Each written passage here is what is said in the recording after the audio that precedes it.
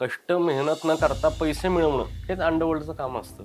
कधी सावकारांना संरक्षण देण्यासाठी पण झगडतात. त्यातून टोळ्या तयार होतात आणि टोळ्या एकमेकांशी झुंजत राहतात. आयुष कोमकर याची हत्या झाली, तर हे जे सगळं घडतंय याच्या मागचं नेमकं कारण काय असावं? पुन्हा एकदा टोळी युद्ध भडकण्याची शक्यता पुण्यात आहे? हे 1960-70चा काळ घेतला तर नारायण जगताप म्हणून एक दादा होता पुण्यात. बर. तो भाजीपाल्याचा व्यापारी होता. पण त्यांनी वेगवेगळे व्यवसाय करून, अवैध व्यवसाय करून त्यांनी त्याची टोळी पोचलेली होती. नारायण जगताप हा तिथं स्मगलिंगला आलेल्या गाड्या लुटायचा. अच्छा. पोलिसांचा वेश घालून, पोलिसांच्या वेशात जाऊन तो तिथं गाड्या लुटायचा. म्हणजे त्यावेळी गावठी दारू, मटका, जुगार याच्यावरच जास्तीत जास्त तेच उत्पन्नाचे सोर्स म्हणजे तेच होते. ते पुणे शहरात IT कंपन्या यायला लागल्या आणि त्याच्यामुळे जमिनीच्या किमती वाढायला लागल्या आणि त्या काळामध्ये जमिनी ताब्यात घेणं, जमिनीचे वाद सोडवणं याच्यासाठी एक नवीन गुन्हेगारी उदयाला आली. बाळू आंदेकर हा गुरुवार पेठेतला मोठा एक दादा होता आणि त्याचा पुणे शहरात प्रचंड दबदबा होता आणि भयंकर डेअरिंगबाज होता एकदम. आणि फक्त पुण्यातच नाही तर त्याचे सातारा, सोलापूर, कोल्हापूर, मुंबईत त्याचे मित्र होते. मुंबईत पारसनाथ पांडे म्हणून एक मोठा डॉन होता की जो रामानाईकचा वैरी होता. बर. तो बाळू आंदेकरचा मित्र. म्हणजे जसं नारायण जगतापचं करीमलालाशी होतं, बाळू आंदेकरचं विरारच्या भाई ठाकूरशी होतं कनेक्शन. अच्छा, यालाच आपण ऑर्गनाइज्ड क्राईम. मग त्याला ऑर्गनाइज क्राईम ह्यालाच म्हणता येईल. प्रमोद माळवदकर हा काही वेगळ्या टोळीतला नव्हता. प्रमोद माळवदकर हा मित्र होता बाळू आंदेकरचा आणि ती टोळी मोठी होती. पण कसं असतं ना की एका मोठ्या तळ्यामध्ये बदकं असतात सगळी, त्याच्यातही चार निरळी झालेले असतात. बरोबर. आंदेकरचे एकदम जवळचे जे मित्र होते त्यांच्याशी कधी कधी वादावादी झाली प्रमोदची. पुण्यातला एक आंतरधर्मीय एक प्रेमविवाह झाला. त्या कारणावरून आंदेकर आणि माळवदकर हे वेगळे झाले. हे मूळ कारण आहे. हे आतापर्यंत कुणालाच माहित नव्हतं. फक्त माळवदकर बाजूला झाले एवढंच माहित. अंडरवर्ल्ड जगतावरचा एक सुप्रसिद्ध चित्रपट आपण सर्वांनी पाहिला, ज्याचं नाव होतं सत्या. त्यामध्ये एका राजकीय नेत्याच्या आश्रयाखाली असलेल्या दोन प्रतिस्पर्धी असलेल्या टोळ्यांचं युद्ध आपण पाहिलं होतं. त्यामधले दोन कॅरेक्टर्स आपल्या सर्वांनाच माहिती आहेत, भिकू म्हात्रे आणि दुसऱ्या टोळीच्या नायकाचं नाव होतं गुरु नारायण. या दोघांमध्ये वर्चस्वाची लढाई सुरू होती. मी तुला संपवलं तर मी टिकेन आणि तू मला, आपण एकमेकांना जर टिकवायचं असेल तर कोणतरी आपल्यातलं संपलं पाहिजे. अशा वेळी जेव्हा भिकू म्हात्रे गुरु नारायण आपल्यावर हल्ला करणार याच्या आधीच त्याला कसा संपवतो हे आपण सगळ्यांनी पाहिलं. पण त्यापूर्वी जेव्हा त्या राजकीय नेत्याला त्या ठिकाणी सत्या भिकू म्हात्रे सोबत जेव्हा विचारायला जातात, त्यावेळी तो राजकीय नेता त्याला उत्तर जे सत्याने दिलेलं होतं, तो डायलॉग अत्यंत गाजला होता की पूछने के लिए जिंदा रहना जरुरी है.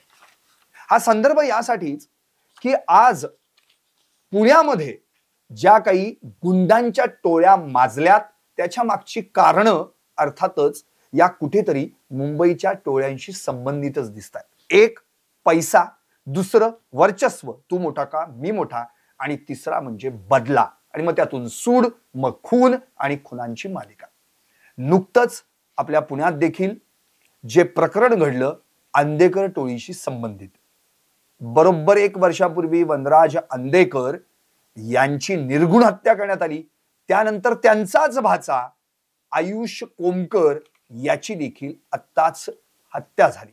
आता या अंदेकर टोळीमध्ये हा जो काही संघर्ष सुरू आहे आणि इतर देखील टोळ्या, या सगळ्या संदर्भातलं जर नेमकं वास्तव काय हे जाणून घ्यायचं असेल तर या टोळ्यांचा अभ्यास करून आपल्या निर्भीड आणि सडेतोड लेखणीतून ज्यांनी पत्रकारितेमध्ये गेली 33 वर्ष क्राईम बीट सांभाळलंय त्यांच्याशी बोलणं, संवाद साधणं हे गरजेचं ठरतं. आणि असंच एक नाव जे क्राईम जर्नलिस्ट म्हणून पुण्यात 1991 पासून ज्यांनी काम केलंय, अगदी लोकसत्ता, नंतर सकाळ, पुढारी, लोकमत, पुण्यनगरी आणि आता जे पुण्यनगरी मध्ये देखील ज्येष्ठ पत्रकार म्हणून कार्यरत आहेत, त्यांचं नाव अर्थातच आबिद शेख. आणि आज आपण त्यांच्याशीच संवाद साधणार आहोत. आबिदजी, टॉप न्यूज मराठीमध्ये आपलं हार्दिक स्वागत. खरं तर क्राईम हा सब्जेक्ट जर कुणाला तरी अभ्यासासाठी घ्यायचा असेल, पुण्यातल्या टोळ्यांविषयी मी म्हणतो, तर पहिल्यांदा जी काही 4-5 पत्रकार क्राईम जर्नलिस्ट म्हणून चाळावे लागतील. मग त्यामध्ये जे तुमचे क्लोज फ्रेंड एकेकाळचे होते ते आता जगात नाहीत, निसार शेख असतील, धनेश गुजराती असतील आणि तुम्ही स्वतः, तुमच्या तिघांशिवाय पुण्यातल्या क्राईम विषयी फारसं कोणाला जास्त बोलता येईल असं मला तरी वाटत नाही. तर मला तुम्हाला पहिला हाच प्रश्न विचारायचा आहे, या टोळ्यांमध्ये जो आता पुन्हा एकदा संघर्ष जागृत होऊ पाहतोय, याच्या मागची सायकॉलॉजी नेमकी काय? सायकॉलॉजी म्हणण्यापेक्षा एक वर्चस्वाची आवड असणं, वर्चस्व ठेवणं हेच गुन्हेगारांना फार आवडतं. आणि वर्चस्व ठेवायचं कशासाठी? त्यातनं पैसे मिळवणं, म्हणजे कष्ट मेहनत न करता पैसे मिळवणं हेच अंडरवर्ल्डचं काम असतं. आणि पैसे मिळवायचे असेल अवैध मार्गाने तर त्याच्यासाठी आपलं वर्चस्व असावं लागतं. आणि ते वर्चस्व ठेवण्यासाठी ह्या टोळ्या एकमेकांसाठी झगडत असतात. कधी ते जमिनीचे ताब्यात घेण्यासाठी झगडतात, कधी आर्थिक व्यवहार सेटल करून देण्यासाठी झगडतात, कधी सावकारांना संरक्षण देण्यासाठी पण झगडतात. त्यातून टोळ्या तयार होतात आणि टोळ्या एकमेकांशी झुंजत राहतात. अच्छा, म्हणजे मुळातच पैसा हा मूळ यांचा सब्जेक्ट आहे आणि मग तो मिळवण्यासाठी ते काही करू शकतात. पैशासाठीच सगळं काही. अच्छा, पुण्यातल्या ज्या टोळ्या आहेत आता जर आपण पाहिलं तर अगदी 60-70च्या दशकापासून पुण्यामध्ये टोळी युद्ध भडकायला सुरुवात झाली आणि वर्चस्वाची लढाई सुरू झाली. आता जर आपण अलीकडे पाहिलं तर शरद मोहोळ यांचा जो हत्येचा भाग असेल किंवा आता वनराज आंदेकर जे माजी नगरसेवक होते, आता अगदी अलीकडे आपण पाहिलं तर आयुष कोमकर याची हत्या झाली. तर हे जे सगळं घडतंय याच्या मागचं नेमकं कारण काय असावं? पुन्हा एकदा टोळी युद्ध भडकण्याची शक्यता पुण्यात आहे? पुण्यात टोळी युद्ध भडकेल आताचं जे चाललेलं आहे, म्हणजे आताची परिस्थिती पाहता भडकेल. पण टोळी युद्धामध्ये किंवा पुण्यामध्ये टोळी युद्ध जी झाली ते 3 कालखंड निरनिराळे आहेत. 1960 पासून 80 पर्यंत एक धरता येईल आपल्याला. म्हणजे प्रत्येकाची फेज वेगळी आहे. त्याची कारण वेगळी होती. म्हणजे 1960-70चा काळ घेतला तर नारायण जगताप म्हणून एक दादा होता पुण्यात. तो भाजीपाल्याचा व्यापारी होता. पण त्यांनी वेगवेगळे व्यवसाय करून, अवैध व्यवसाय करून त्यांनी त्याची टोळी पोचलेली होती. अच्छा, मंडईतला. आणि त्याचं जे वैर होतं ते कसबा पेठेतला गोविंद तारू म्हणून होता. गोविंद तारूशी त्यांचं वैर. म्हणजे ह्या बरं, वैराचं कारण काय तर परत कसबा पेठ आणि मंडई, म्हणजे शेवटी वर्चस्व तुझं का माझं, याच्यातून त्याची टोळी वेगळी, याची टोळी वेगळी. तू मोठा का मी मोठा, मोठा का मी मोठा. याच्यातून नारायण जगतापचं एक वैशिष्ट्य असं होतं की त्या काळात सुद्धा कुठली संपर्काची साधनं फारशी नव्हती. 60-70ला त्या काळात तो करीमलालाचा एकदम जवळचा साथीदार होता तो. अच्छा, गुन्हेगारी करायचा. अभिजी मित्र असं ऐकून आहे की त्यावेळी जर सार्वजनिक वाहतूक सुविधा उपलब्ध नव्हती त्यामुळे मग अगदी घोडागाड्यांमधून पळून जायचं, घोड्यागाड्यांमधून रिक्षा, नंतरच्या काळात रिक्षा आल्या किंवा तुरळक लोकांकडे फियाट बियाट तशा गाड्या असायच्या. अच्छा, पण यांचे कनेक्शन तेव्हापासून मुंबईत आहेत. करीमलालाशी कनेक्टेड होता. नारायण जगताप हा तिथं स्मगलिंगला आलेल्या गाड्या लुटायचा. अच्छा, पोलिसांचा वेश घालून, पोलिसांच्या वेशात जाऊन तो तिथं गाड्या लुटायचा. हा तो काळ होता. पण या सगळ्या लोकांचा जो होता की स्थानिक पब्लिकला काही त्रास नव्हता कधीच. ओके, आपापल्या भागामध्ये आपलं वर्चस्व ठेवायचं. कुणीतरी आपल्याला दादा म्हणणं, अण्णा म्हणणं, ह्याच्या पुरतं तर हे असायचं, दबदबा असायचा त्यांचा. ते साधारण जनरल पब्लिकला, सामान्य लोकांना ते कधी त्रास देत नव्हते. त्यांचे व्यावहारिक जेव्हा भांडणं होत होती किंवा दारूचे धंदे लुटणं, मटक्याचे धंदे लुटणं किंवा त्यातले हप्तेबाजी, त्याच्यातून त्यांची भांडणं व्हायची. अच्छा, म्हणजे त्यावेळी गावठी दारू, मटका, जुगार याच्यावरच जास्तीत जास्त तेच उत्पन्नाचे सोर्स म्हणजे तेच होते. ते त्याच्यातूनच उत्पन्न मिळत होते. आणि ते स्वतःचे सुद्धा यांचे क्लब असायचे, मटक्याचे किंवा पत्त्यांचे, दारूचे धंदे असायचे. ते त्यांचा इन्कम सोर्स हा होता. अच्छा, मग नंतर जसा काळ बदलला गेला, म्हणजे 80च्या नंतर आपण जर पाहिलं मग अगदी रिअल इस्टेट मध्ये देखील या टोळ्या घुसायला लागल्या. मग IT कंपनीज, मग तिथे आपल्या औद्योगिक संघटना निर्माण करणं, या माध्यमातून दुसरं सुरू झाला प्रकार. नंतरचा काळ जो होता म्हणजे 80 नंतरच्या काळातली गुन्हेगारी ही स्मार्ट गुन्हेगारी बनली. अच्छा, म्हणजे आता, कारण पहिल्या याच्यामध्ये, पहिल्या 60 ते 80 आपण जेव्हा तारू किंवा नारायण जगताप वगैरे ते लोक म्हणतो की त्या काळात जान मोहम्मद पठाण वगैरे हे इकडे होते, कसबा याच्यात लष्कर भागात होते. पण ह्या लोकांचं बाकीचं राहणीमान आणि ह्या गोष्टी निराळ्या होत्या. 1990च्या नंतर सगळे बदल, देशात सगळे बदल व्हायले, सगळ्या क्षेत्रात आमूलाग्र बदल व्हायला लागले. पुणे शहर विस्तारायला लागलं. पुणे शहरात IT कंपन्या यायला लागल्या आणि त्याच्यामुळे जमिनीच्या किमती वाढायला लागल्या. आणि त्या काळामध्ये जमिनी ताब्यात घेणं, जमिनीचे वाद सोडवणं, याच्यासाठी एक नवीन गुन्हेगारी उदयाला आली की ज्या गुन्हेगारीवर मुंबईतल्या संघटित गुन्हेगारीची छाया होती. या गुन्हेगारीतले या गुन्हेगारीमध्ये कॉलेजची शिकलेली मुलं असायची सगळी. त्यांचा पेहराव तसा बदलला. पूर्वीचे आपले दादा लोक तसे गावठी होते, म्हणजे त्यांचे शर्ट पायजमा असं. 90च्या नंतरच्या काळात जे आलेले गुन्हेगार होते ते रिबॉकचे शूज, रॅडोचं घड्याळ, इम्पोर्टेड लॅविश आयुष्य होतं. लॅविश आयुष्य. तुम्ही गळ्यात साखळ्या, ब्रेसलेट्स, चकाचक कार, असं ते एक स्वरूप बदललं ते. आणि यांच्या आणि पहिली जी गुन्हेगारी होती त्यात आर्थिक भाग फार काही नव्हता. नंतरची जी गुन्हेगारी जी झाली, ऑर्गनाइज क्राईम जो 90 नंतरचा आहे, तो फक्त आणि फक्त पैसे मिळवण्यासाठी झाला. संघटित गुन्हेगारी जी नंतरची झाली ही फक्त पैसे मिळवण्यासाठीच या टोळ्या तयार झाल्या पुण्यामध्ये. म्हणजे पुण्यामध्ये त्यावेळेस आमच्याकडे प्रदीप सोनवणे होता डेक्कन भागात, रफिक इब्राहिम शेख होता, अशरफ रामपुरी होता, मेघनाथ शेट्टी होता, मुन्ना शेख होता. हे असे पॉलिश्ड भाई होते, पॉलिश्ड भाई झाले आणि त्यांच्या टोळ्या होत्या. आणि प्रत्येक जण कुणाशी ना कुणाशी मुंबईत कनेक्टेड होता. म्हणजे यांचे गॉडफादर मुंबईमध्ये होते त्यावेळेस. त्यात अरुण गवळी असेल, अश्विन नाईक असेल, छोटा राजन असेल, ह्यांच्याशी कनेक्टेड ही लोक होते. अच्छा. आणि टोळ्या म्हणजे मुंबईतलं जे संघटित गुन्हेगारी आहे, विशेषतः अरुण गवळी आणि त्या टोळ्यांची, अमर नाईक असेल किंवा अश्विन नाईक, त्यांची की त्यांची एकदम व्यवस्थित एक पद्धतशीर पद्धत आहे त्यांची. अच्छा. ती पद्धत पुण्यात आली. अच्छा.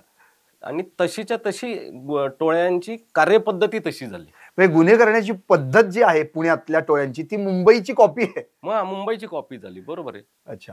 आणि मुंबईत अरुण गवळींनी पुण्यात 2 खून झालेत. एक सुरेश अगरवालचा खून झाला साधारण 90च्या सुमाराला, आणि एक 94 साली लोणावळ्यामध्ये खून झाला बिरियाज हॉटेलच्या मालकाचा. दोन्ही अरुण गवळींनी घडवले असं त्यावेळेस म्हटलं जात होतं, पण लोकल लोकांनी केलं. पुण्यातला पण जो सुरेश अगरवालचा खून होता हा आपल्या पुण्यातल्या डेक्कन भागातल्या मुलांनी केला, पण ती सुपारी मुंबईत नव्हती. अच्छा. अच्छा. म्हणजे पुण्यातले देखील जे काही टोळक्यांचे मोरके होते ते मुंबईशी कनेक्टेड होते, याच्यातनं क्लिअर होतं. हो. मग या अंधेकर टोळीचा उदय पुण्यात कधी झाला, जे आता प्रकरण गाजते अंधेकर टोळी? हे आपण 60-70ची गुन्हेगारी आणि 90ची गुन्हेगारी म्हणतो, त्याच्या मधला काळ हा बाळू अंधेकरचा. अच्छा. बाळू अंधेकर हा गुरुवार पेठेतला मोठा एक दादा होता आणि त्याचा पुणे शहरात प्रचंड दबदबा होता. ही टोळी मोठी होती आणि त्यांचे उत्पन्नाचे सोर्स हे दारू, मटका आणि हे जुगाराची हे क्लब एवढंच होतं. त्यात कुणाला म्हणजे प्रोटेक्शन देणं वगैरे असाही भाग काही नव्हता. प्रोटेक्शन मनी हा भाग नव्हता. तो नंतर आला, तो नंतरचे गुन्हे. यांचं असंच होतं, वर्चस्व आणि भयंकर डेअरिंगबाज होता एकदम. आणि त्याची म्हणजे लोकसंग्रह खूप होता, त्याचे चाहते खूप होते त्याचे. आणि फक्त पुण्यातच नाही तर त्याचे सातारा, सोलापूर, कोल्हापूर, मुंबईत त्याचे मित्र होते. मुंबईत पारसनाथ पांडे म्हणून एक मोठा डॉन होता की जो रामानाईकचा वैरी होता. तो बाळू अंधेकरचा मित्र. पारसनाथ पांडे. त्यामुळे अनेकदा बाळू अंधेकर त्या रामानाईकच्या इथं घुसायचा हा, पारसनाथ पांडेशी भांडण झालं म्हणून. म्हणजे त्यांचं मुंबईशी कनेक्शन आहे आपला फार पूर्वीपासूनच आहे. म्हणजे जसं नारायण जगतापचं करीमलाल अशी होतं, बाळू अंधेकरचं विरारच्या भाई ठाकूरशी होतं कनेक्शन, क्लोज होतं कनेक्शन यांचं. आणि तसंच नाही तर निरनिराळ्या भागातले जे गुंड होते, सातारा, सोलापूर, कोल्हापूर, ते सगळे बाळू अंधेकरचे कनेक्शन होते. त्याचं कारण कसं होतं, ही लोक तुरुंगात गेली की एकमेकांच्या ओळखी व्हायची. त्या काळात संपर्काची साधनं नव्हती. आणि तुरुंगातली मैत्री ही आणखी एक वेगळा भाग असतो, ती घट्ट मैत्री असते.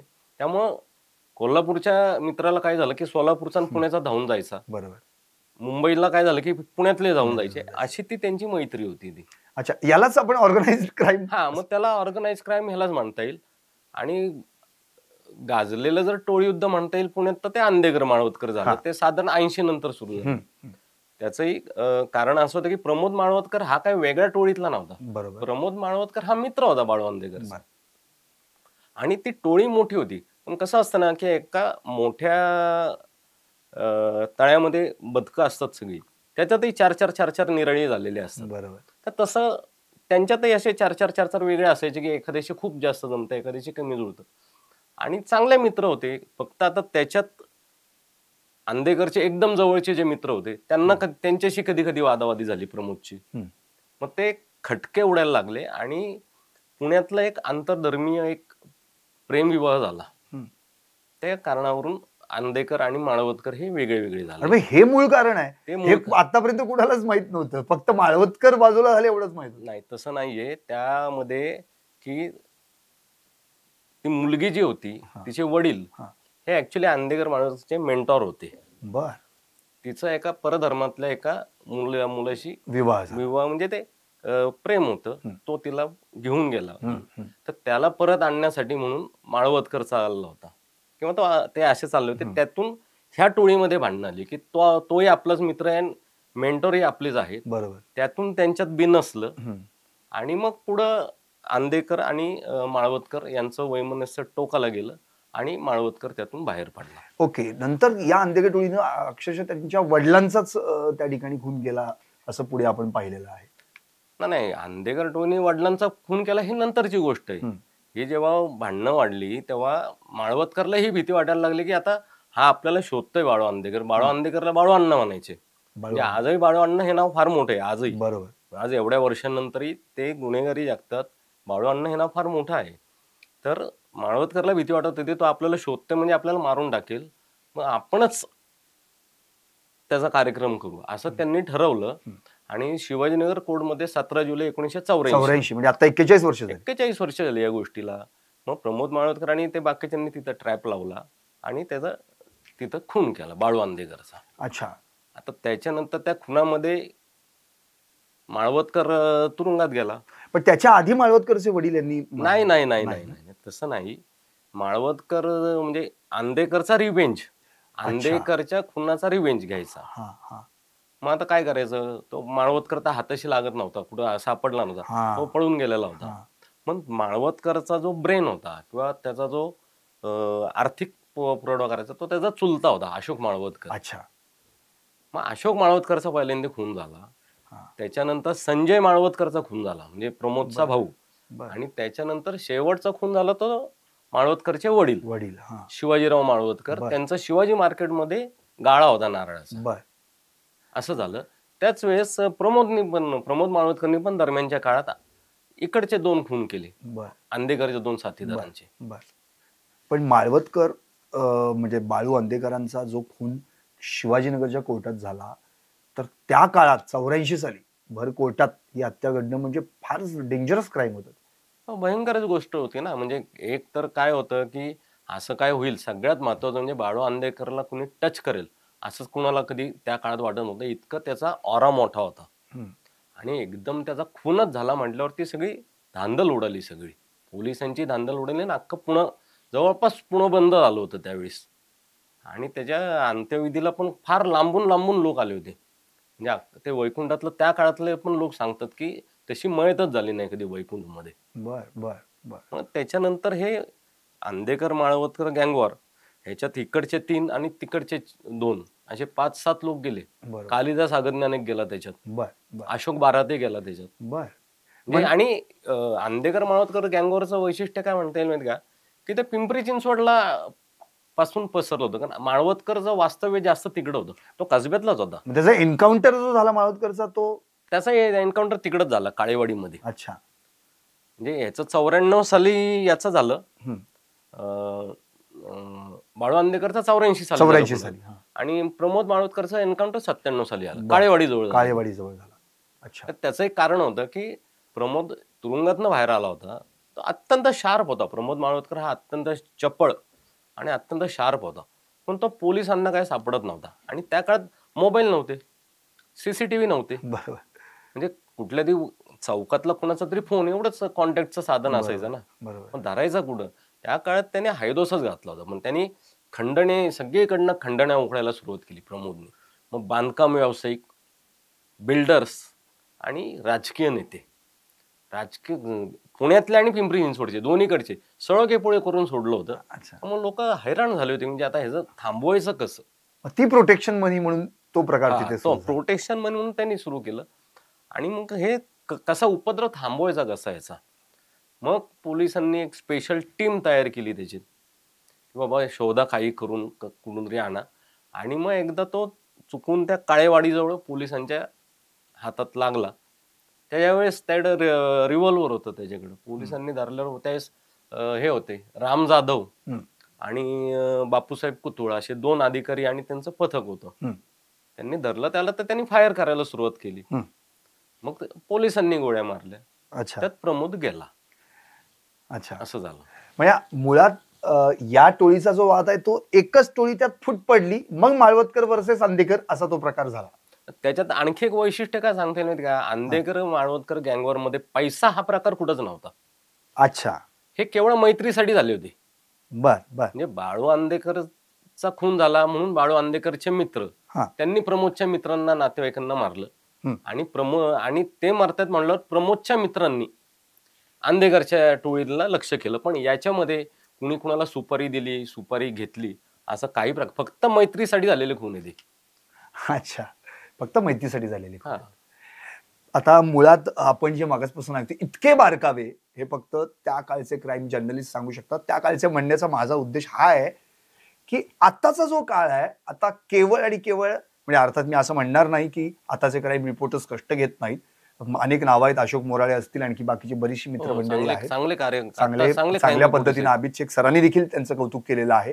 पण पूर्वी अभित शेख असतील, निसार शेख असतील, धनेश गुजराती, हे असे अनेक क्राईम जर्नलिस्ट असायचे.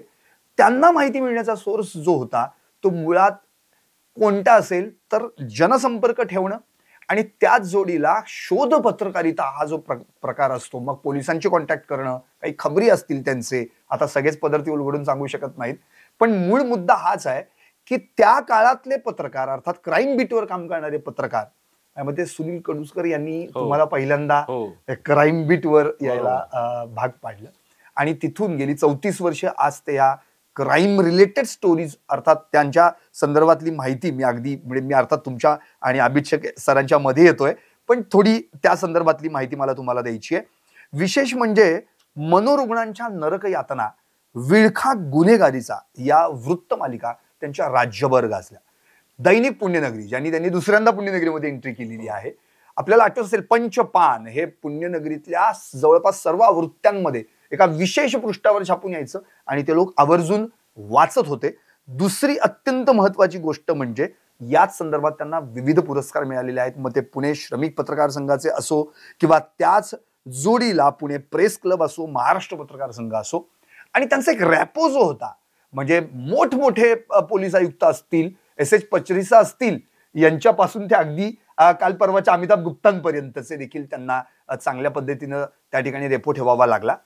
पण या सगळ्या ह्याच्यात त्यांच्यासाठी एक महत्वाची, जी आपण वॉर रूम म्हणतो तशी एक प्रेस रूम होती, जी त्यांच्यासाठी अत्यंत गरजेची होती. पोलीस आणि पत्रकारांना एकत्रित आणणारी रूम. गेली 33 वर्ष त्या प्रेस रूमशी रिलेटेड असणारे अभित शेख, तो प्रेस रूमचा नंबर 661277 हा नंबर अभित शेख सर कायम दिवस रात्र वाजवत राहायचे. नवीन काही गोष्टी, नवीन काही माहिती, आणि मग त्यातून ज्या बातम्या यायच्या आणि दुसऱ्या दिवशी अभित शेख यांस कडून अशी बायलाईन आली की लोक आवर्जून वाचायचे. मूळचे फलटणचे, अर्थात सातारा जिल्ह्यातले, पुण्यात आले. इथेच त्यांनी पुण्यामध्ये शिवाजी मराठा या ठिकाणी त्यांनी शिक्षण देखील घेतलं आणि मग मात्र 1991ला त्या लोकसत्तामध्ये ते रुजू झाले. मी पुन्हा एकदा तुम्हाला अभित सरांशी कनेक्ट करून देणार आहे. सर, मुळात तुम्ही आणखी एक लिहिलं होतं, तुम्हाला आठवतंय, दाऊद, अस्तित्वात नसलेली व्यवस्था. मला एक म्हणायचं की तुम्ही मगाशी बऱ्याच टोळ्यांची नावं घेतली मुंबईच्या, विशेषतः छोटा राजन, अमर नाईक, अश्विन नाईक वगैरे, पण दाऊदशी काही पुण्याचं कनेक्ट असा काही कुठे तुम्हाला कुठे बघायला मिळाला? आता जो जगावर राज्य करतो, मुंबईवर राज्य करतो, त्याचं पुण्यात तर कनेक्शन असणारच ना. आणि त्या काळात महाराष्ट्रात मुंबई खालोखाल पैसा असणारं शहर पुणेच होतं. आहेत काही लोक ते पिक्चर मध्ये कधी आले नाही, म्हणजे तसं कधी प्रसंग नाही पडला की ते पिक्चर मध्ये येतील. तसा क्राईम कधी घडलेला नाहीये की ह्या दाऊद गँगच्या कुणीतरी केलाय म्हणून, असं कधी झालेलं नाहीये. तसं छोटा राजनचं आलेले, छोटा राजनच्या टोळीचे बरेच गुन्हे झालेले आहेत पुण्यात. छोटा राजनच्या गँग मधल्या एकाचा एन्काउंटर पण पुण्यात झाला. अच्छा सर, आजकाल म्हणजे आजच्या मीडियामध्ये आम्ही कुठलीही न्यूज आली की तिला ब्रेकिंग न्यूज असं म्हणतो. कुठलीही न्यूज होते ब्रेकिंग न्यूज, पण त्या काळी अंडरवर्ल्डच्या न्यूज ब्रेक करणं कुठलाही सोर्स, म्हणजे मी सोशल मीडियाचा सोर्स म्हणते, तो नसताना आणि त्या न्यूज तुम्ही ब्रेक करत होतात. कशा पद्धतीने एखाद्या, मला आठवते रमेश किणी मर्डर केस, आणि त्या काळातली ती बातमी होती आणि मग ती बातमी पहिल्यांदा पुढे आली आणि मग त्याच्यानंतर मग तुम्ही अगदी नैना पुजारी असेल, जर्मनी बिक्रीचा बॉम्बस्फोट खटला असेल, अगदी संतोष मानेच्या त्या एसटीचा विषय असेल, तुम्ही सगळे प्रकरण हाताळले. असा एखादा प्रसंग आहे का की ज्या प्रसंगाच्या माध्यमातून आमच्या सगळ्या प्रेक्षकांच्या देखील अंगावर काटेल की ती माहिती तुम्ही काढली आणि ब्रेक केली? नाही, आता तसं तर रमेश किणी हेच प्रकरण एवढं सेन्सिटिव्ह होतं तसं, म्हणजे तुलनेत विचार केला तर, कारण ते फारच वेगळं होतं की त्यावेळेस पत्रकार सगळ्याच वृत्तपत्रांमध्ये रात्री नाईट रिपोर्टर म्हणून एक असाचा रिपोर्टर असायचा. तो रात्री 12 पर्यंत थांबायचा आणि 12 पर्यंत थांबून ते प्रत्येक पोलीस स्टेशनला आणि कंट्रोल रूमला फोन करून काय कमी जास्त, झिरो पोलीसच म्हणतील थोडक्यात, काय कमी जास्त, काय पुढे घडलंय का काय असं ते. आणि त्या काळात कसं असतं की असं रस्त्यावर अनोळखी मृतदेह सुद्धा खूप पडतात, म्हणजे भिकारी किंवा अशा पडतात, त्याच्या बातम्या कधी यायच्या नाहीत काय नाही. तर तिथून निघताना आमचं ऑफिस त्याच लोकसत्ता आणि एक्सप्रेस असं एकत्र होतं. एक जण कुठून तरी कंट्रोल रूम किंवा असा कुठल्या तरी एखाद्या पोलिसांनी अलका टॉकीज मध्ये डेड बॉडी सापडली. अलका टॉकीज मध्ये डेड बॉडी सापडली तर ते सुद्धा अनोळखी पण टॉकीज मध्ये सापडली, म्हणून ती केवळ त्यावेळेस एक 4 ओळीची बातमी दिली गेली. आणि ते 4 ओळीची बातमी दिली गेली की ते असाच एक मृतदेह सापडला.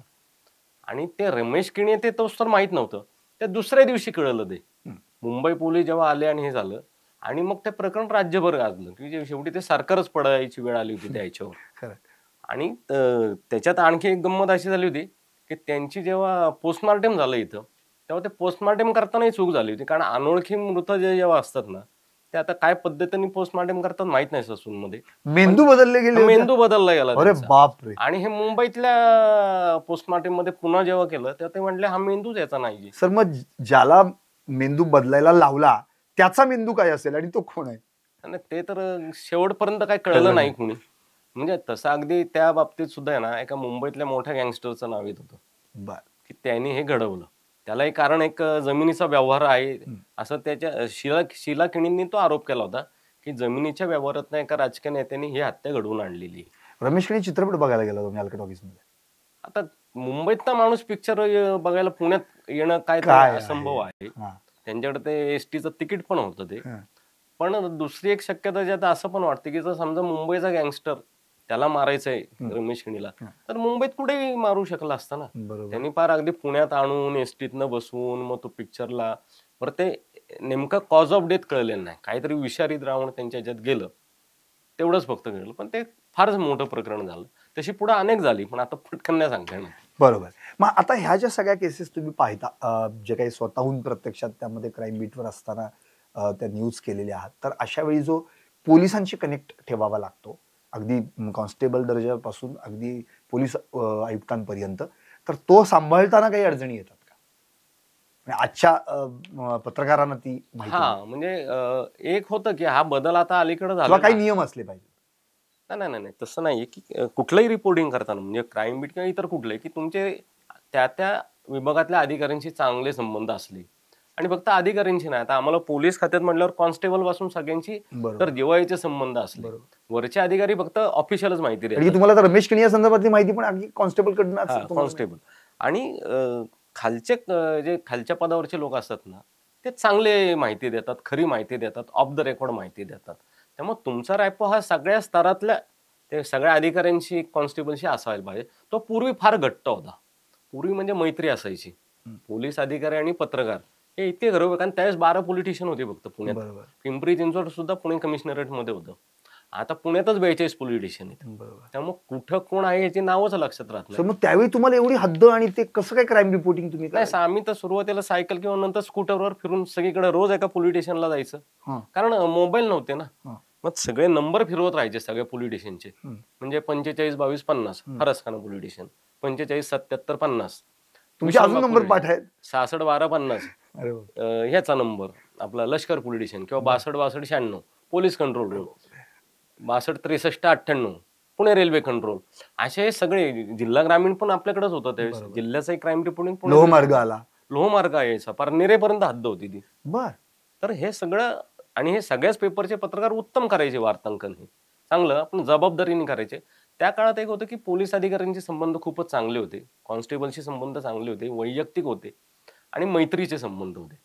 आता अलीकडच्या काळात तसे संबंध काही उरत नाहीत. याचं कारण असं वाटतं की पत्रकारांनाही ती गरज वाटत नाही, आणि पोलीस अधिकाऱ्यांना तर त्यापेक्षा वाटत नाही. की आपले पत्रकारांशी संबंध असावेत. त्यांना वाटेल ती बातमी छापून येईल तेवढंच. आणि एक तर एकंदर परीघ वाढलाय खूप क्षेत्राचा. 12 पॉलिटिशियनचे 42 पॉलिटिशियन झालेत. मग पूर्वी कसं की वर्षानुवर्ष अधिकारी पुण्यात असायचे, डोळ्यासमोर असायचे, रोज भेटायचे. म्हणजे खूप चांगले अधिकारी पुण्याला मिळाले. अशोक चांदगुडे होते, दिलीप शिंदे होते, विनोद सातव होते, राम जाधव होते, किशोर जाधव होते, सतीश गोवेकर होते. ते असे कितीतरी अधिकारी वर्षानुवर्ष PSI पासून PI पर्यंत पुण्यातच होते. ते अरविंद पाटील होते आमचे, मारुतराव देशमुख, विलास जाधव, असे दारा इराणी, खूप आमचे सगळे मित्र होते. सगळ्या पत्रकारांचे ते मित्र होते. आता असे सगळ्या पत्रकारांचे मित्र असलेले फार रेअर अधिकारी दिसतात. ती पत्रकारांची गरज नाही, ती त्यांचीही गरज नाहीये, असं ते कारण आहे. त्यामुळे ते जेवढ्याच तेवढं तो संवाद जो आहे तो कमी झाला. संवाद कमी झाला, एकदम कमी झाला आता तो. अच्छा. कारण कसं आहे की पत्रकारांना सुद्धा माहिती उपलब्ध होण्यासाठी इतर साधनं आहेत आता, इतर सोर्सेस आहेत आता. पूर्वी कसं होतं, पत्रकारांना एक तर पोलीस अधिकाऱ्यांशी संबंध ठेवा किंवा स्थानिक आपले कार्यकर्ते असतात वेगवेगळ्या पक्षांची, जी खाली तळागाळात काम करतात, ती खरी माहिती देतात. किंवा कित्येकदा काही गुंड सुद्धा आपल्याला माहिती देतात ना, त्यांच्या बरोबरीचा डावा उजवा कोणतरी. सर आणखी असं एक मध्ये म्हणजे नेहमीच ती चर्चा होती की हे जे गुंडांच्या टोळ्या पोचल्या जातात. मी परवा त्याच्यावर लाईव्ह केलं होतं की पुण्यात माजल्या टोळ्या, सणात झाडल्या गोळ्या. कुठे ना कुठेतरी या गुंडांचं नेहमी एक राजकीय कनेक्शन दिसून येतं. हे सत्य आहे का? असं अनेक प्रकरणं आहेत का ज्यामध्ये कुठे ना कुठे राजकीय हस्तक्षेप असतोच असतो? नाही, राजकीय हस्तक्षेप असतो ना, म्हणजे राजकीय त्यांना पाठबळ असतं. पण पूर्वी कसं होतं, म्हणजे आता ही सरमिसळ झाली. पूर्वी पोलीस पोलिसांचं काम करायचे, गुन्हेगार गुन्हेगारांचं काम करायचे, राजकीय नेते वेगळे होते, सामाजिक नेते वेगळे होते. आता काय झालंय, आणि काही प्रसंगात ते त्या गुंडांना बाबा उचलून नेलं की पोलिसांना फोन करून सोडून द्या एवढं सांगणे, असंच. किंवा आपल्या एखाद्या वैयक्तिक फायद्यासाठी त्या गुंडाला कुठचा वापर करून घेणे, असे संबंध. सर पण आजकाल तेच गुंड आता काय, आता गुंडांनाच हे करायचंय, गुंड राजकारण. अरे गुंडाच राजकारणी होते आता. म्हणजे आता जर बघितलं ना, तर प्रत्येक गुंड हा कुठल्या तरी पक्षाचा सक्रिय सदस्य आहे, पदाधिकारी आहे. बरोबर. त्यात माथडी कामगार संघटनांच्या माध्यमातून खूप गुंडगिरी माजली इंडस्ट्रियल एरियामध्ये. त्या सगळ्या पक्षांच्या संघटना असतात ना त्या. बरोबर. आता काय झालंय की पूर्वी राजाश्रय मिळायचा गुंडगिरीला, आता गुंडच राजकीय नेते जनले. बरोबर. म्हणजे एकाच वेळेस यांना गुन्हेगारही व्हायचं असतं, भाई व्हायचं असतं यांना, एकाच वेळेस त्यांना नगरसेवक पण व्हायचं असतं, आमदार पण व्हायचं असतं, आणि एकाच वेळेस त्यांना उद्योगपती म्हणजे बांधकाम व्यावसायिक किंवा तसंही व्हायचं असतं. त्यामुळे या सगळ्या पेशांची सरमिसळ झाली. त्यामुळे हा सगळा गोंधळ उडाला. बरोबर. म्हणजे गुंडांची पुढची स्टेप आहे ही राजकारण आहे, आणि मग तिथे जाऊन राजकीय नेते बनणं असं झालेलं आहे. आणि पैसे गोळा करायचे नंतर, की वेगवेगळ्या उद्योगात पैसे लावायचे, राजकारणात आलेला पैसा वेगवेगळ्या उद्योगात लावायचा, व्यावसायिकही व्हायचं. म्हणजे पूर्वी हे ह्यांच्या वळजणीला असायचे, आता हेच यांची मदत घेऊन अशी परिस्थिती निर्माण झाली. बरोबर आहे. सर मला एक आणखी तुम्हाला प्रश्न विचारायचा आहे. मध्ये अमिताभ गुप्ता जेव्हा होते तेव्हा अनेक टोळ्यांवर मकोका लावला, ऑर्गनाइज क्राईम या संदर्भामध्ये. अगदी त्यांनी शतक केलं मकोका लावण्याचं वगैरे, आणि 697 काहीतरी या सगळ्या गुंडांवर आता मकोका लागलेला असं झालं. आता अमिताभ गुप्ता 1-2 वर्ष झाली ते आपल्या इथे ना, आता नवीन अधिकारी आले. पण या 2 वर्षात मग जर एवढ्या टोळ्यांवर मकोका लागलाय, 100 टोळ्यांवर मकोका लागला, तर पुण्यातली गुन्हेगारी कमी व्हायला पाहिजे होती. अर्थातच एवढ्या टोळ्या, एवढी सगळे आत गेले किंवा त्यांच्यावर गुन्हा दाखल झाला. पण झालं उलटच. कोयता गँग पण आम्हाला ऐकायला येतं, अधूनमधून ती डोकं वर काढते किंवा कोयता वर काढते, आणि आता तर अंडेग टोळींचं आपण आता पाहतोय. म्हणजे मला असं म्हणायचं की म्हणजे मकोका लावणे फक्त कागदोपत्री आहे का? ते कागदोपत्रीच आहे ते. म्हणजे आता तर ते मोकाची जी कागदपत्र होती, मोका लावती कारवाई केलेली मोकाची, अनेक गुंड आहे त्यांना जामीन झाले. आता ते पहिले 1 वर्षभर इंटॅक्ट राहिले की त्यांना जामीन झाले नाहीत, पण आता ह्या सगळ्या लोकांना हे सगळे जामिनावर आले बाहेर. आणि एकदा मोकोकाचा एका गुंडाला जामीन मिळाला ना की तो बेस घेऊन बाकीचे गुंड सुटतात, आणि ते तशी सुरुवात झाली, सगळे परत आलेत बाहेर. जसं आपण पूर्वी टाडा ऐकायचो लोक, आता मग तो मोका आला. आता मोकाही अगदी म्हणजे काही लोकांना असं झालं मोका शोधतात. टाडा फार व्यवस्थित ऍक्ट होता, त्याचं कागदपत्र खूप लागायची, कागदपत्र खूप करावं लागायचे. मोकाचाही तसं आहे, पण आता गुंड किंवा त्यांचे वकील हे मार्ग शोधतायत आणि ते जामीन मिळत राहतात. मोका शोधतात बरोबर, आणि त्याला बाहेर काढतात. सर एक आता मला या पुन्हा एकदा या टोळ्यांवर यायचं, ज्या आता अलीकडच्या आपण असं म्हणूयात, मग त्यामध्ये गजा मारणे, मोहोळांची टोळी, घायवळ, अंधेकर, या अगदी आता आपण म्हणू तर ह्या प्रोफेशनल टोळ्या झाल्यात असं झालंय.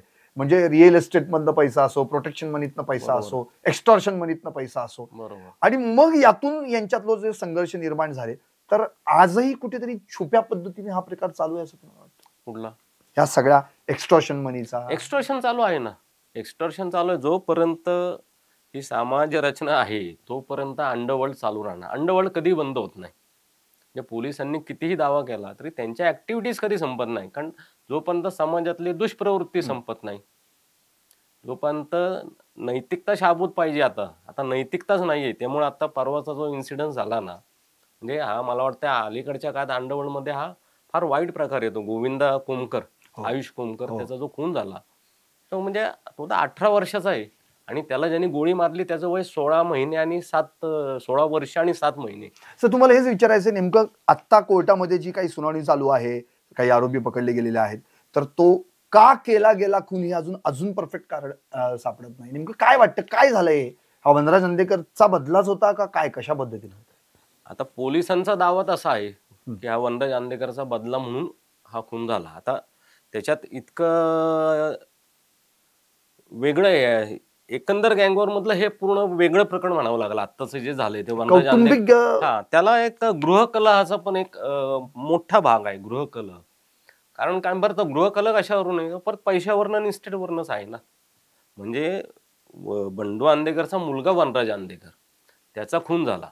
बरं त्याचा खुनाच्या ज्यात आरोपी कोण आहे तर त्याची सख्खी बहीण आणि 2 दाजी, म्हणजे 2 बहिणींचे 2 नवरे. बरोबर. हे जयंत कोमकर, गणेश कोमकर, आता हे त्याचे आरोपी आहेत त्याच्यात.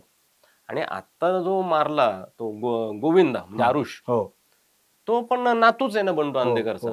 आणि तो त्यांनी असं डिनाय केलेलं आहे की मी माझ्या नातवाला कशाला मारेन म्हणून. आता काल कोर्टात त्यांनी सांगितलं मी नव्हतोच खुनाच्या वेळेस, मी केरळला गेलो. आता हा सगळा इन्व्हेस्टिगेशनचा भाग आहे. त्याच्यावर आपण काही आता काय मत, काल तर अटक झालेलं, बरोबर, ते पोलीस तपासात ते स्पष्ट होईल. पण याच्यात पण सर पोलिसांना थोडीफार कुठे ना कुठेतरी पोलिसांचीच फसवणूक केली आहे आरोपीने असं वाटतं का? कारण की रेकी एकीकडे झाली आणि गेम मात्र एकीकडे झाला अशी चर्चा होती. नाही, पोलिसांचा इंटेलिजन्स कमी पडला हे 100% आहे याच्यात. आणि त्यावेळी तर पोलिसांनी पाठ थोपटून घेतली आपली. हो, जर त्यांना माहिती होतं की असं असं होणार आहे तर तुम्ही आरोपी का पकडले नाहीत? आरोपींवर गुन्हा दाखल झाला त्या सहकारनगर मध्ये रेकी करण्याच्या प्रकरणात. मग आरोपी कुठे आहेत? मग आरोपी अटकच केलं नाहीत ना. मग आत्ताच्या खुनातले आरोपी आयुष कोमकरच्या तेच आरोपी आहेत की ज्यांच्या विरुद्ध सहकारनगर पोलीस स्टेशनला रेकी केल्याचा गुन्हा दाखल झाला. मग ते तेव्हाच अटक झाली असते तर झालंच नसतं ना. हे सिंपल गोष्ट आहे. भारतीय विद्यापीठ आंबेगाव पठारच्या दरम्यान तो सगळा प्रकार झाला. मग ते तेव्हाच लगेच जर सगळे आरोपी अटक केले असते त्या आयुष कोमकरचा खून झालाच नसता. पोलिसांचा इंटेलिजन्स 100% कमी पडला. त्यांना खरं कळलं नाही आतलं, म्हणजे चाललंय काय आतलं. त्यांनी थोडक्यात आहे ना हे अंधेकर टोळीने घडवलं असं गृहीत धरलं आपण, तर पोलिसांना चकवा देऊन घडवलं असंच म्हणावं लागेल. सर बाळू अण्णा अशी जे तुम्ही मगाशी नाव घेतलं, आता हे पण बंडू अण्णाच म्हणवतात, तर या दोघांच्याही क्राईम करण्यातल्या ह्याच्यात काही तुम्हाला फरक जाणवतो? त्यावेळी तुम्ही बाळू अंधेकरांचा आणि आत्ताच याच्यामध्ये? नाही, बाळू अंधेकर आणि बंडू अंधेकर हे चुलत भाऊ. बाळू अंधेकरांची गँग आणि सगळं कार्यक्षेत्र गुरुवारपेठ मुख्य हेडक्वार्टर, बरोबर, आणि बंडू अंधेकर नानापेठेत, बरोबर. तर त्या अंधेकर माळवतकर गँगवॉर मध्ये संजय माळवतकरच्या खुनामध्ये बंडू अंधेकरला आरोपी केलं पोलिसांनी. आता तो त्यांनी केला होता का नव्हता खरा खून माहिती नाही, पण त्याच्यात त्याला 14 वर्ष जन्मठेप झाली. बरोबर, 14 वर्ष तो तुरुंगात राहिला. तुरुंगात राहिल्यानंतर यांचे सगळ्या भागातल्या गुन्हेगारांशी संबंध येतात. बरोबर, तुरुंगात तुम्ही मगाशी म्हणाला. त्यामुळे त्यांचं एकदम त्यांचं जे नेटवर्क असं मोठं होतं नेटवर्क. त्यामुळे बंडू अंधेकरचं नेटवर्क जे आहे हे कुठेही आहे, म्हणजे पुणे, सातारा, सांगली, सोलापूर, कोल्हापूर, परराज्यात सुद्धा त्याचे अनेक गुंड ओळखीचे आहेत. कारण त्यांना कधीतरी त्यांनी इकडे मदत केलेली असते, जामिनाला मदत केलेली असते, तुरुंगात नीट राहू देण्यासाठी मदत केली. म्हणजे गुंडाशी एकमेकांना ते पण मदत करण्याचा प्रयत्न करतात. हा, आणि त्याच्यातनं त्यांनी जे घडवलेले पुढचे गुन्हे आहेत ते भयंकर आहेत सगळे.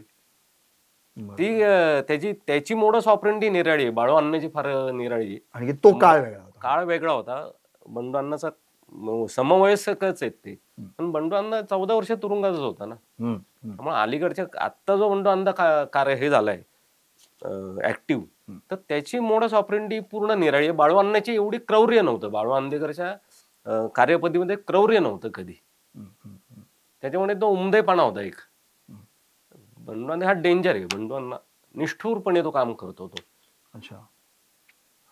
आता सर अगदी आज मी शेवटाकडे येतोय, म्हणजे फार महत्वाचा मुद्दा की एक क्राईम जर्नलिस्ट म्हणून तुम्ही जेव्हा या टोळी युद्धांकडे किंवा गँगवॉरकडे पाहता किंवा याच्यात जी तरुणाई आपल्याला फार अडकलेली दिसते, मुळशी पॅटर्न सारखा एक चित्रपट आपण मध्ये पाहिला, तुम्ही त्याच्यावर लिहिणार होतात, अजूनही तुम्ही त्याच्यावर लिहिलेलं नाही, आम्हाला ते सगळ्यांना वाचायचं आहे एकेकाळी.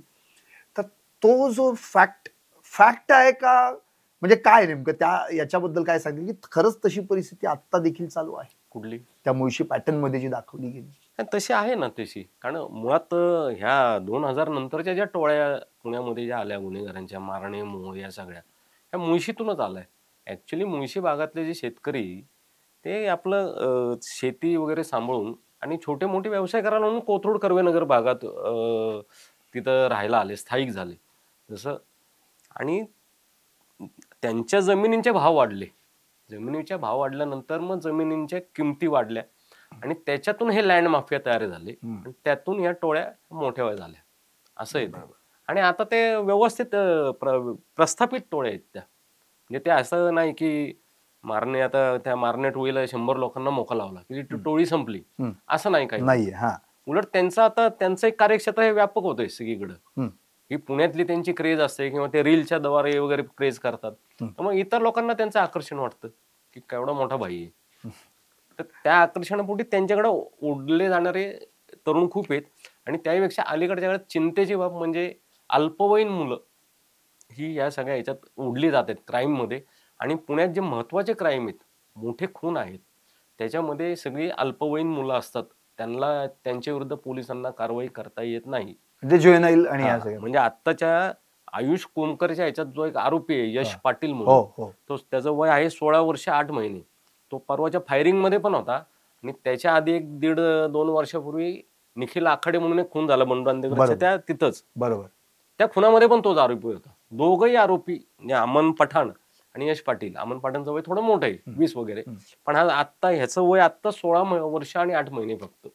म्हणजे एवढ्या लहान वयात हे इतके डेंजर क्राईम करतात मुलं आता. म्हणजे त्यांनी तर मग अगदी 14-15 वर्षापासून सुरुवात केलेली दिसते सर. आता म्हणजे याचा अर्थ ही जी तरुण, म्हणजे असं तुम्हाला वाटतं का ही क्रीम आहे यांच्यासाठी, जे तरुण पोरं जे आहेत आणि ज्यांना अल्पवयात पैसे हवेत किंवा एक वर्चस्व काहीतरी पाहिजे, क्रेज भाईगिरीची क्रेज. अच्छा. की बाबा मला घाबरतात सगळे.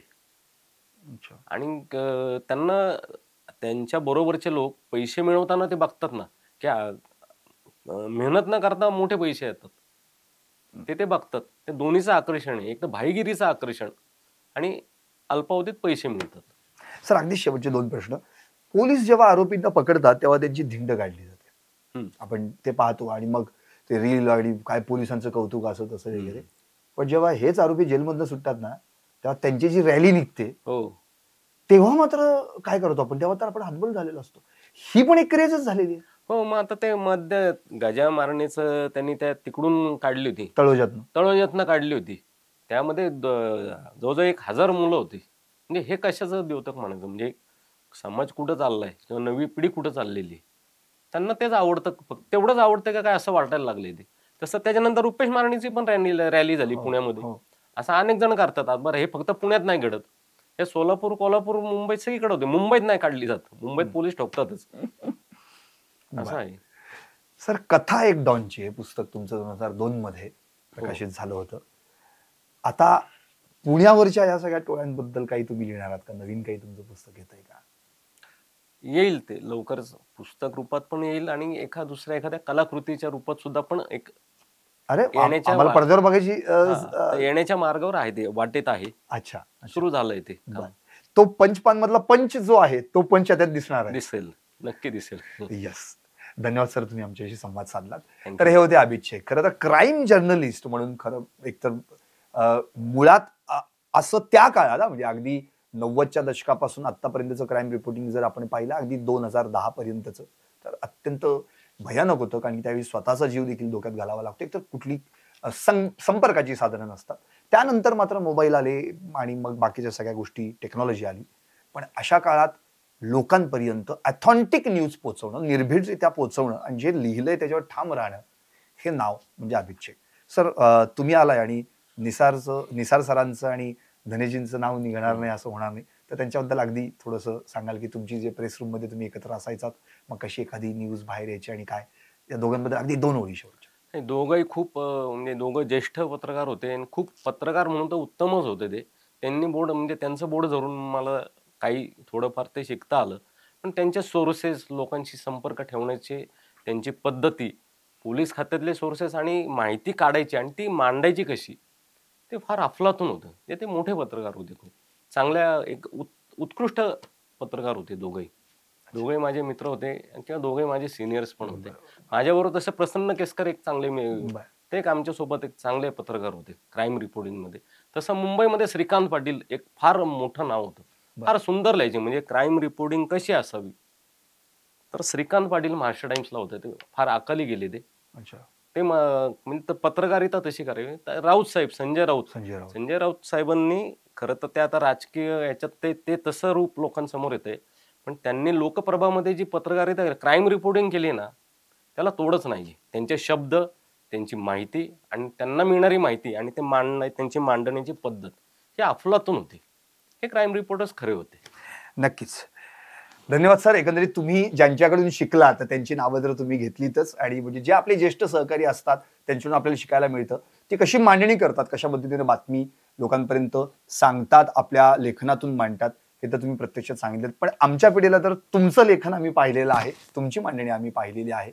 निश्चितच भविष्यात तुम्ही जो प्रोजेक्ट एक तुमच्या डोक्यात आहे तो आता कदाचित लवकरच येण्याची शक्यता आहे. कुठलं हे तर तुम्ही सांगितलं नाही, पण ठीक आहे, आमच्यासाठी ते सरप्राईज आहे.